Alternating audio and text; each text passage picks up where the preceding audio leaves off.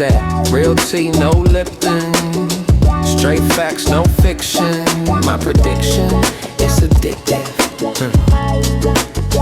I wish you would tell me the truth. And once again, we're back. It's your host and your boy, Torch One Blazing. And as always, I got my partner in crime with me, my lovely wife, Sean, a.k.a. Shanti Doc, a.k.a. Mrs. Woods. Y'all know her. I love her. She's mine. So we have another great episode today. As you guys know, we got been having a great, how do I want to say it, appearance of good people bless us with their presence. So today I want to introduce this wonderful person. Been knowing her all my life. And when I say she's been amazing all my life, she's been amazing all my life. Ladies and gentlemen, this is my friend, Miss Marianna. Peace. So, Miss Marianna, she's a social wellness leader. Now, for over 20 years, her commitment to edutainment serves as a culturally responsive and highly engaging approach to inspire personal, professional, and institutional transformation. She's the founder of MoriWorks Production, which is a multimedia healing, arts, and education organization. Her mission is to boost self-awareness and restorative practices with the emphasis on mental health and emotional hygiene. Through the scope of public health, safety, and crisis prevention, her impact on social wellness ushers in motivation guidance essential for global change. Miss Marianna refreshing keynotes, workshops, and coaching sessions continue to agitate greatness in the home, school, neighborhood, and workplace. That, ladies and gentlemen, is what you call an amazing individual. You read the whole bio. He said you can't leave nothing out. Nothing out. Nothing out. That's wonderful. Thank you. I'm so happy to be here. This is amazing. I love the setup. I love the vibes. And I need the track in my rotation. Oh, you need that? I wish you would. Yeah, so Very good. really appreciate you being here with us today. You know, my wife and I, very excited to have you.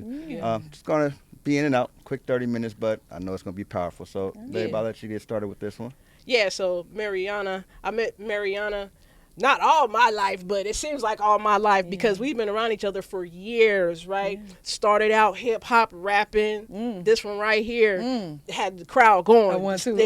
The stage presence, right? You know what I'm saying? With the homie. Shout out Chef Steph. Y'all had the Goonie Girls popping. You know what I mean? Well, you got the whole rap girl, up. because that was my song. I still bumps that today. That's he said he want to be down. That's my you know all the lyrics. I don't even remember all the lyrics. Wait a minute, look. That was in my 20s and my 30s. right? Yeah. And then to see you go from there and actually evolve into a different type of stage presence with the social wellness of people, the community, fostering good relationships, making sure we're healthy in our mind, right? Making sure we gather as a collective to build one another up. Like, how did you get into that? You know, it's interesting because I was born into a community of artists and activists. So this is not new to me. You know, it's true to me. It's not on me, it's in me. It's in you. And so when you're born in a household full of artistry, when you're born in a household of activism, it's no different than being born into a church. You know, like Monday, Wednesday, Friday, you got this event, right? So I was always in activism and leadership at a young age. I think the difference, though, is when you actually decide to do it because you want to, right? Part. So when your parents are having you in, you know, healthy environments, my mother did a wonderful job of making sure I was in, you know, community centers, making sure that I was in community events, just keeping me active, very conscious and socially active. But I think around high school, when I got really deeper in performing arts, I was like, oh, you know how to get people's attention. I like that feeling. I said, wait a minute, you know, that was I remember the first time it was like slow motion and I was performing. I said, wait a minute, this is magic. This is power, right? And so as an artist, I was like, I like that feeling. You get kind of addicted to it. But then I started realizing too, like, who am I when no one's applauding? And what will you do with this leadership skill? Where are you taking people? Like, where are you actually taking people? If you know how to get somebody's attention, and that's the most precious thing you can get. Money, you know, that comes and goes. But somebody's time, somebody's attention, where you take their mind. And so then there became more of an accountability there. And I was like, okay, let me really figure out what I want to focus on and what am I doing this for? And so that just started really pushing me towards beyond being a performance artist and really getting behind the camera right? Getting behind the stage and starting to get into storytelling, Yes. journalism, helping people identify their stories in ways that maybe they wouldn't unless they had somebody pull them out of their shell. And so after that, I just kind of galvanized everything from the artistry and being able to rock the mic. You know, I don't get nervous. I'm just comfortable with people. Yeah. I connected that with serving the community. You guys have been a part of Put Your Money Where Your Mouth Is, where we serve underserved community members. And then just getting into high-level leadership in terms of at like Sac City College, doing a lot of work there, even getting into some legislative work for safety. And then from that point on, I was like, I want to educate the people. I want to inspire the people. So I just started doing independent workshops and things like that. It built up, and now I get to travel the nation, travel the world, studying and teaching with the community. Yeah. You know, it's funny, you mentioned Sac City College where you do some of your work. I remember a few years ago being with BTU Arts at an event that you were part of, Rock the School Bills. Yes. And amazing event because the kids had to earn a certain GPA. They had to have certain performance levels, school attendance, certain achievements to be able to experience this event where they had music, they had DJs, they had artist paintings, they had just a hands-on experience that combined the entertainment with the education. And it combined the achievement of doing what you're supposed to, but excelling at it and giving the kids something to look forward to. And so running into you there, I was like, oh, wow, of course you would be involved in this. And to see you go from that, because I follow you on social media, to see you then go to Texas and then go from Texas to Africa. Like, your voice is around the globe now. That expansion from Sac City, from gravitating to these kids in your community to now gravitating to the world. How does that impact happen? How do you go from Sacramento to Ghana? Consistency. You know, I had a youngster the other day. Well, he wasn't young. He's in his mid-30s, and he's like, how'd you do it, Auntie? How'd you do it, Auntie? And really, a lot of the time with the young people, they're asking how'd you get your followers? That's really what they're asking. Because sometimes I can engage with young people and they be like, okay, you cool. And then I'll be like, okay, look me up. Keep connected with Auntie. And then they'll see it. They'll be like, oh, that's for them, your amount of followers is your resume, right? But I'll tell you the same thing I told him is just being consistent. Like once I realized what God wanted me to do and I just stay consistent with it, the truth of the reality is regardless of how much attention and focus that it gets from people, I will be doing this whether it was 5 people or 5 million people. Right. And that's just really being committed and knowing like, in its own right, my ministry is to agitate greatness in people. And that's to help them, whether it's doing the inner child work, the shadow work, whether it's, stepping into your purpose confidently, whether it's demystifying negative ideas about yourself so that you can unite, heal with your family members or your lovers, your friends, and then ultimately do whatever your service work is in community. And so I just realized that facilitating groups is what I love to do. I do one-on-one coaching, but facilitating groups and doing that social engagement on a really intense and fun level too. I think sometimes people, they're moving away from the institution of school in a lot of ways. A lot of people don't really want to learn in that form and fashion anymore because they feel like it's a business. And so I made it my business to make educational experiences outside of the particular schoolhouses all the time, something that people can get into. And then if I am working with people that are like on campuses, it's like reminding them, like, what are you doing this for? Not just go through the motion, but as a student, what are you going to do with this experience after you earn these accolades, after you earn your degrees? So, I think it's just really consistency and being courageous and knowing that I'm doing exactly what I'm assigned to do, sticking with it. And as with anything, look at you. Y'all sticking with what it is that you create. Eventually, it starts to build momentum. And I think that momentum is the star power that we all ultimately have when we commit to ourselves. Yeah. I mean, commitment and consistency, those are definitely key goals to getting to a point. But you're past that point. Because a lot of people... Well, come on, Uncle.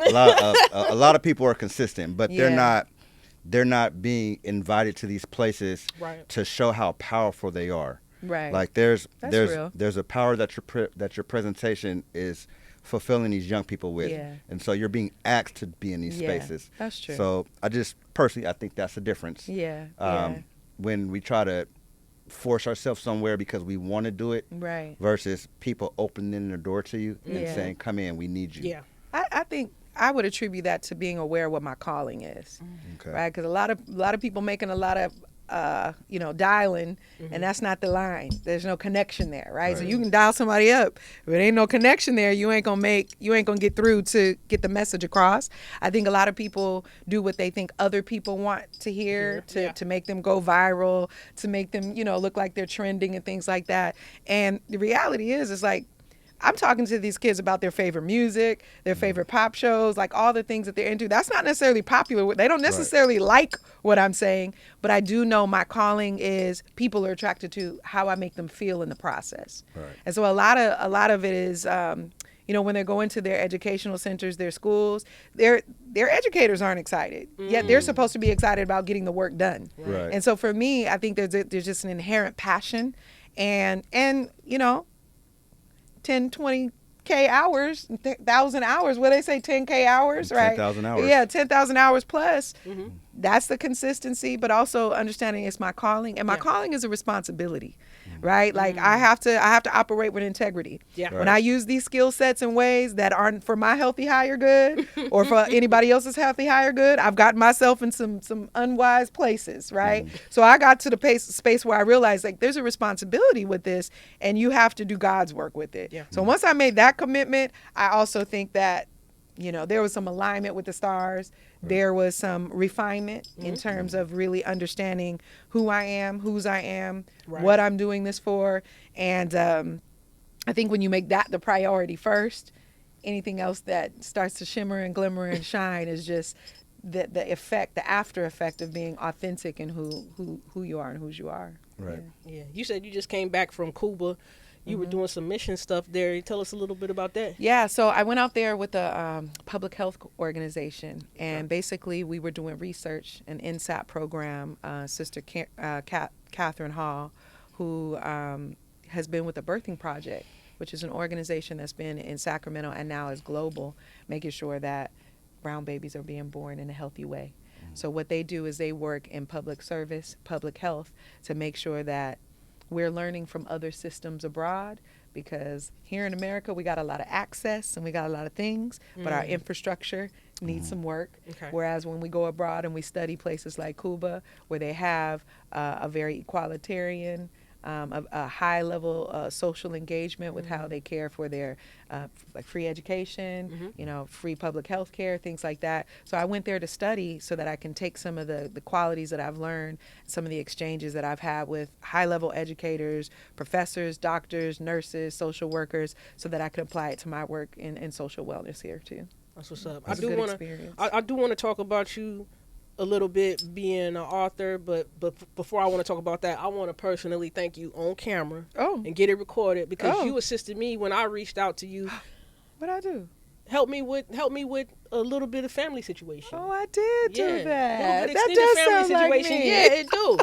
And I was like, man, you made me feel so comfortable Oh. in metamorphing into the person I am today. Wow. You helped me feel comfortable in the choices I started making, because I was convicted, and you reassured me that, some healing in there. Oh, come on now. Drop the little book. Right? Drop it. Some healing That's in there. wonderful. It's going to be a little bit grimy. It's going to be a little bit agitating at first. However, you have to get cut and surgery, right?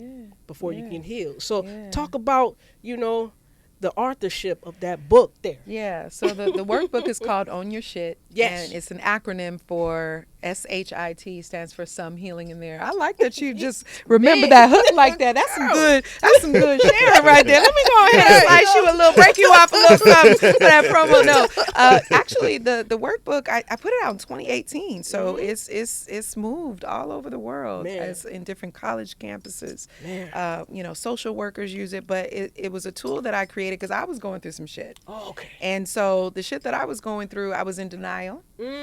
I was overwhelmed. I didn't want to look at how it was shaping my outlook and disposition on life.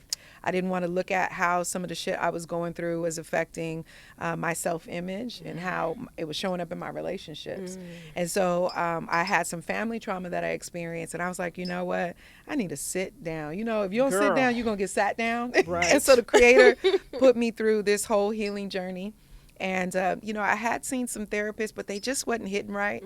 But I also knew that doesn't mean stop, because I didn't find the fit. Just because you don't find the fit, you know, when it comes to finding your boo thing, people will try 50 million times. But if you got one bad experience with a therapist, a lot of times people will stop their journey. And so I told myself, well, I'm an autodidact. And so that means a lot of ways I'm okay with self-exploration and independent learning. And so I was like, okay, well, there's books out here. There's guides out here. This healing journey is not new. Shadow work isn't new. Inner child work isn't new. None of that is new. Are you willing to facilitate for yourself what it is you need? Yeah. And so the book just came about. It has all of the activities that I had to go through, and looking at how funky and nasty my attitude was, looking at, some of my habits, some of my addictions, like a lot of the issues that, even though I was a great person, there was just a lack of personal development that was happening. And that lack of personal development was hindering some of the professional goals that I had. Gotcha. I think a lot of time people are gifted, but they don't realize, like, if you're not polishing up some of the personal development, that's going to hinder you when you got to make decisions and make power moves with the gift that you want to offer others. So the gift that I gave myself is those charts, those graphs.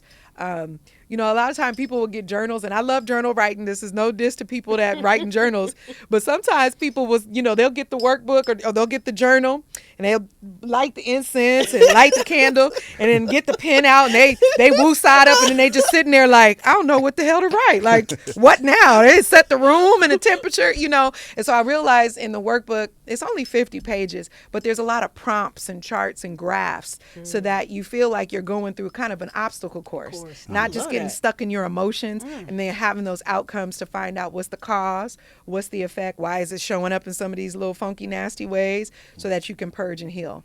So that workbook, once I put myself through it, I, published it, put it out to the community, and then that became one of the tools that I was able to refer to in a lot of the schools, the high schools. People just gravitated towards it because at that time, mental health was starting to really become a prominent conversation. Right. Our parents, they ain't nothing wrong with me. I ain't going to know. They just say go pray about it. Yeah, pray about it. and do pray, but it takes a little bit more prayer. I believe somewhere in there says faith without works. Come you know on. what I'm saying? Right. So I had a lot of faith, but I had to get to work. I had to own my shit. Yes. And then when I saw it relieving certain areas where I started flourishing, and I was like, oh, this is working. Let me share this with the community. Yeah. And so with that, I just continue to create more curriculum, and it's just continued to snowball from there. Yeah. So one of the things you mentioned in there, doing the work, as a former artist, I see you talk to these young rappers and young entertainers about their lyrics, about their message, about the life that it causes other young people to live because they're trying to emulate what they hear you talk about and you make seem cool. We just recently had a tragedy in Stockton where, young men took the lives of some children, some babies. A lot of people seem to attach it to the music scene, the rap scene. And as I pay more attention to some of these newer artists, I see that there's a lot of people that talk about mental health, but there's a lot of people that glorify that violence. With you being so attached to these kids, what's a message or a word that we can share with them to motivate the ones who are trying their hardest to stay away from violent situations and be violent kids when it seems like the rest of the world is going, for lack of a better term, to hell in a handbasket? I would say be aware of the soundtrack of your life. And so, when I first started working with young people, I did what a lot of people do is that it is attacking what they do. right? You need to do this. You should do this. You should. I was like, okay, that's not working, right? No, I don't care what it is. If somebody believes that they love something, if you coming in even with the best of intentions, but you telling them what they're doing is wrong and you're attacking it, they're going to close their ears to you. Right. So what I realized is there was times back in the day I was listening to Short, I was listening to Snoop Dogg, I was sneaking it because I knew, my moral compass knew that it wasn't healthy music for me. Right. So I had to look at, and look at what people enjoy versus what's healthy for somebody. Okay. And so I started changing the conversations, and I had teachers that did this with me. Just observe the lyrics. This ain't new. Like when people are like, oh, auntie, like these activities are activities that I had in the 90s, and this was the enrichment. I'm simply carrying on the legacy of what I did with amazing teachers that saw the impact just at that point of what some of our gangster rap was doing. But even then, it was more along a line of storytelling. Right. Now, like you said, people, they're glorifying things. Right. And I think everybody wants something to belong to. Right. Everybody wants something to belong to, healthy or not. People want something to belong to. And when you come along and you just rip what somebody belongs to, then you're the enemy. And so I realized I can't just go in and attacking it, but I can say, sit with auntie and let's observe it.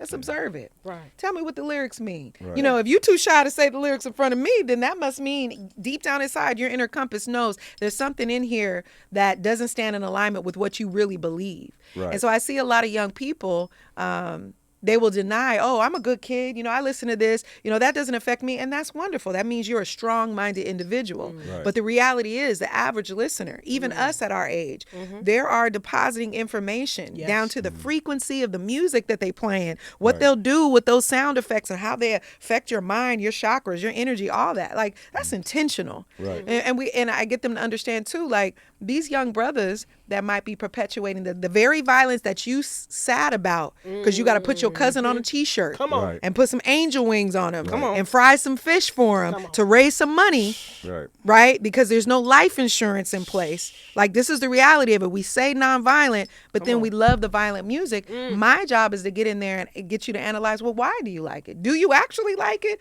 Or is there a $3 billion budget behind playing it over and over and souping up the colors and the images to where you think you like it? Right.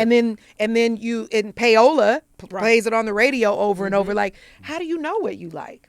So I'm really getting them to dissect and just self-assess.